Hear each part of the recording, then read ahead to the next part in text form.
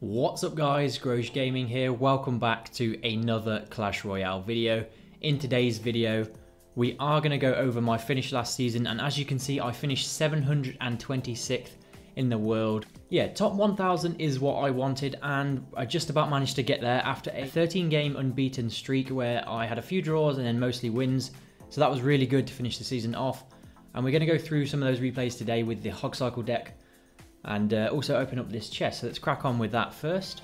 So we're going to get 7,151 gold. We're going to go for the Tesla here just because it offers us a little bit more gold. And then I think I'm going to go for the Mega Minion just because I don't really want the what do we call it, flying machine.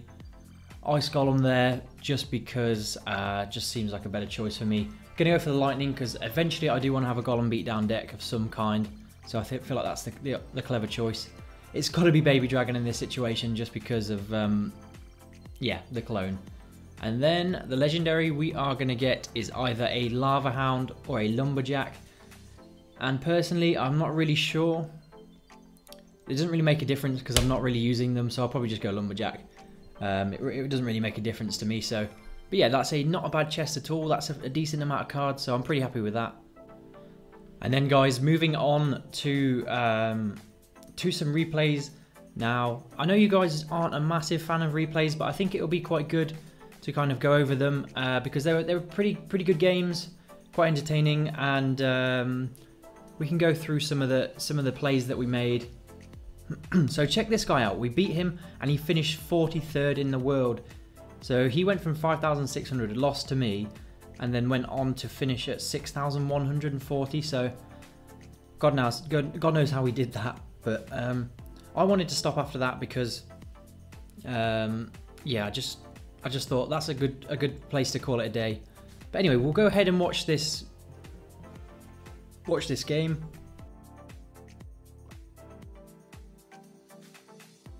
So I would say his deck should really counter mine because of the princess. I can't log it away. The mini P.E.K.K.A, he can cycle back to the mini P.E.K.K.A really quickly and kill the Hog Rider. He's got the rocket to kill the Hog Rider if he needs.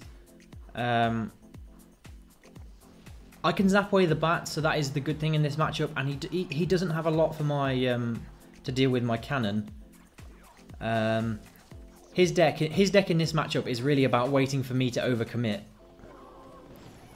So I guess that was pretty good there from him. Pretty good predictive log. But he goes in with the mini P.E.K.K.A in the opposite lane, and I think I am absolutely screwed. But check out the left-hand side. We get a fair amount of damage done, and then manage to get the knight in front of the mini P.E.K.K.A. So it only gets one shot, I think.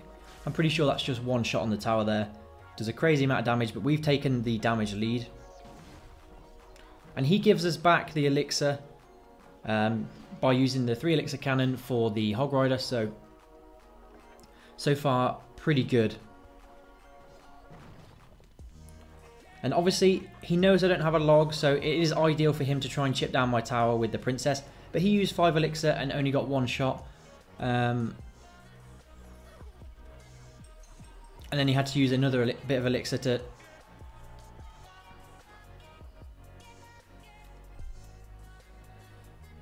to use more elixir to shut down the archers. And I think my face cam has cut out at this point, which is really irritating for me, but I need to upgrade my phone or just get a better way of doing the face cam. Because this is just not working too great for me right now. So I do apologize for that, but we're going to have to leave it out for the rest of the video.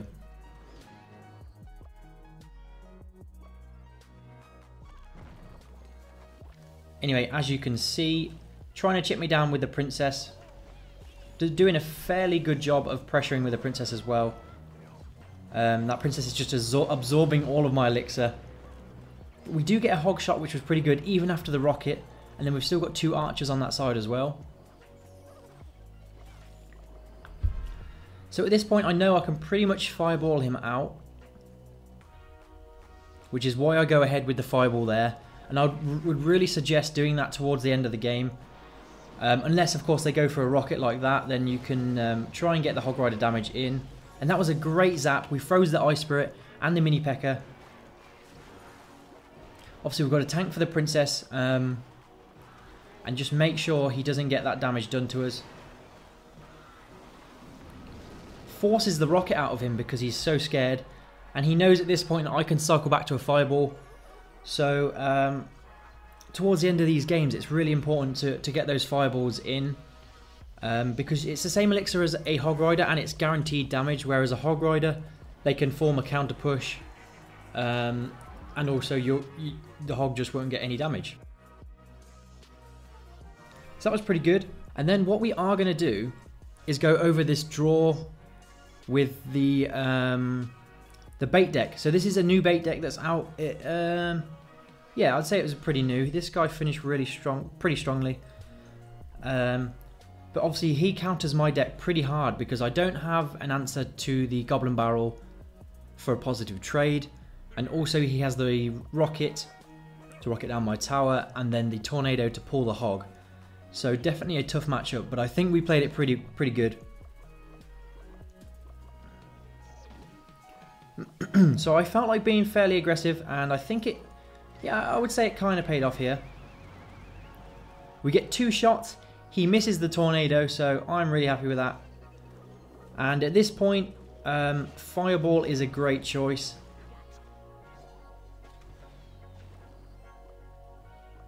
So we've taken the damage lead. And we're just a little bit behind in Elixir, which isn't too bad. And this Ice Spirit was probably pretty bad. I thought I'd just try and get a little bit more chip damage, but should have really thought about the Princess's splash. So here I actually missed the cannon, but I knew he would log because he knows that I can't just take out the Princess easily, so he's always going to try and protect them. So in this matchup I would recommend being pretty careful and I would definitely fireball the Goblin Barrel. So even though he threw in the rocket, we still got a shot. And again, the Fireball is just such a simple way to deal with that Goblin Barrel. It is a negative trade, but it's not the end of the world. Here he did a nice job because he knew I was low on Elixir, but we managed to deal with that Princess with the zap as well. And we're just going to speed this up because I think you guys get the idea at this point. Obviously, I don't want him to just be rocketing my tower because that would just be bad, letting him get that free damage. I think he finally activates the King Tower, which is, I guess, well played. I know I didn't really need the... yeah, I didn't need the Fireball there. But we've actually taken the damage lead, and it's looking pretty close. At this point, I was thinking maybe I can Fireball him out, but I guess I had to kind of protect myself. So he does a nice job. I probably should have just cycled Fireballs, but I think it would have been fairly risky. Because he would have been able to get that guaranteed Goblin Barrel damage and then rocketed me out, so not great.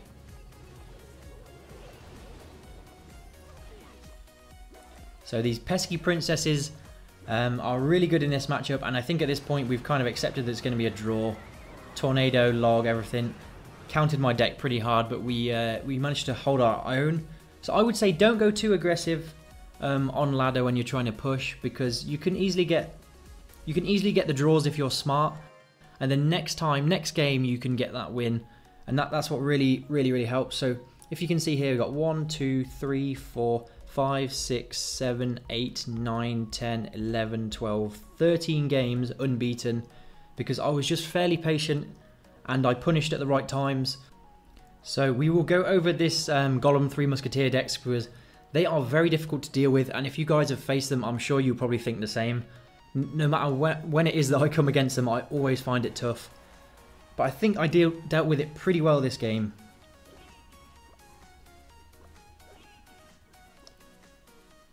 So again, I'm not going aggressive because I don't want to overcommit. So here we go with the old Fireball. taken out that elixir collector just to make sure. And then I think the play that we made here was pretty good.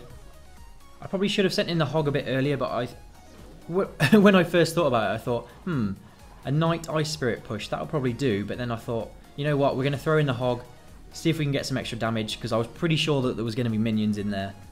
And we take out the minion horde for a 2 trade, so that's pretty good. And then we throw in the goblins, and I'm surprised that he didn't go with the arrows at this point, because I feel like that would be a good play to make. Take out the cannon and the goblins. And then here he just gives me so much value for this fireball. He must not think I've got it in cycle, but he forgets that I've got a cycle deck, so that's a 5 for a 9 trade. And look at the elixir lead that we do have and the damage lead. So we've played that really well, really patiently. Got the damage done when we could, and defended quite nicely too. And then I realised at this point he's going to want to either pump up, you know, or something like that. So the cards that he's going to have in his hand would be very splashable, because that's what this deck is about. He doesn't have the 3 musketeers in hand, so it's only going to be goblins, you know, minions, because that's what this deck is. So we caught him off guard with a really bad hand there, and we took the right tower, so that was pretty good. We'll go ahead and speed this up.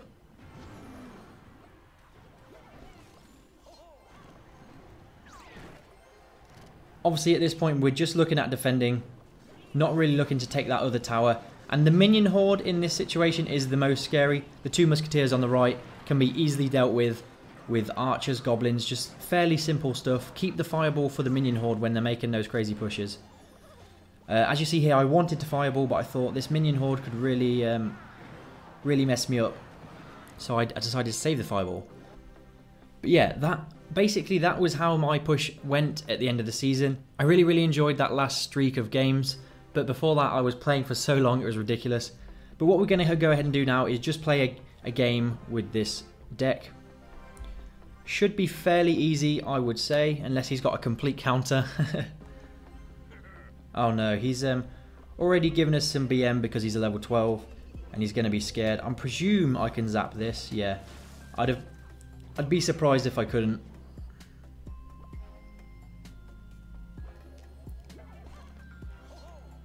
So where did you guys finish? What trophies did you finish at? Let me know down below, and if you want any advice on any decks or anything like that that are good for ladder, then just ask me and I'll see if I can help you out. So I wouldn't say I'm worried at this point. Here we go, he's coming in with the goblin barrel.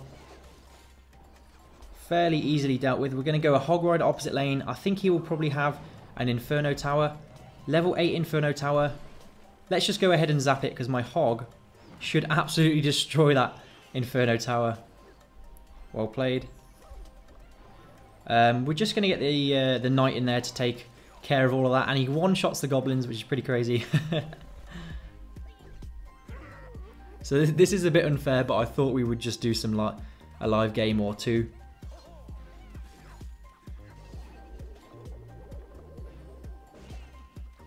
So he does actually have a counter deck, but because of the levels, I just think it will be absolutely fine. So here we go. He's going to have the Inferno Tower again. We could probably go with a Predictive Fireball, but I'm not sure we need to.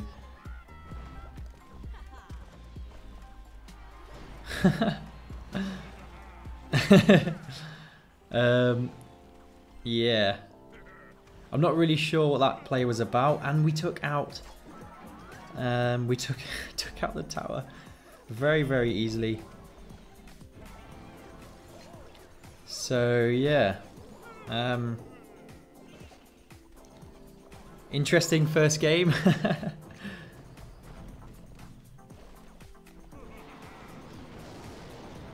Wow. So yeah, the levels are just making all the difference here.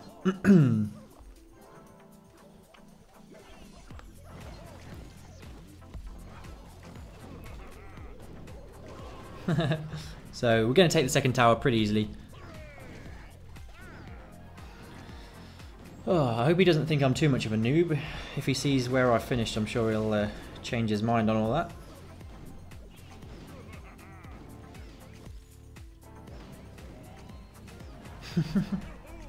Well played. So, nice and easy game. We'll just do another one.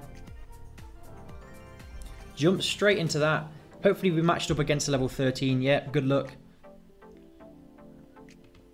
So this one should be a bit more challenging.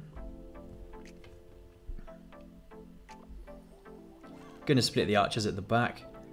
And obviously in this situation you're gonna want to get the cannon down. And probably just an ice spirit. And I think, depending on what he does, I guess that's kind of well played. But then I'm gonna send in... we'll go with that for now. We'll just pressure with the goblins and then see what he does. If he overcommits that side, we'll probably go with a Hog Rider. I think he'll be fairly low on elixir. Just an ice wizard, I imagine.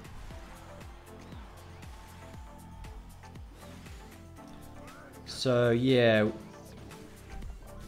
that was a pretty good punish there, and this should be a fairly good trade unless he zaps. So nicely done there, and we don't need to defend an ice wizard because it just won't do much damage, especially as a level 3.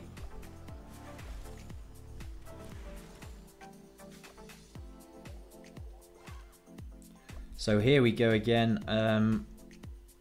Hoping not to see a Royal Giant at the bridge.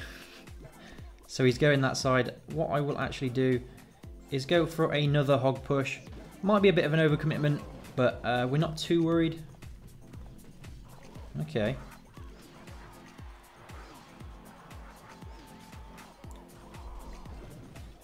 So that's enough elixir in that lane. I was a bit late with the cannon. I wasn't really concentrating fully at that point. But yeah, we're looking really good. This guy has not done a great job defending my Hog Rider at all, I would say.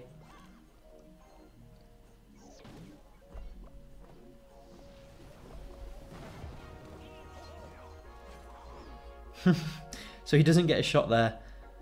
That was a very, very big commitment. A hog and a fireball on a pretty dead cannon, so he's not really thinking about these plays too well.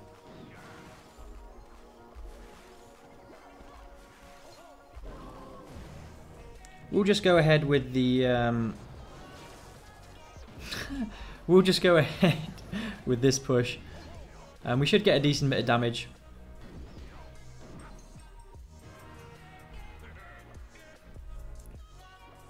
We want to see that Royal Giant coming in, and then what we want to do...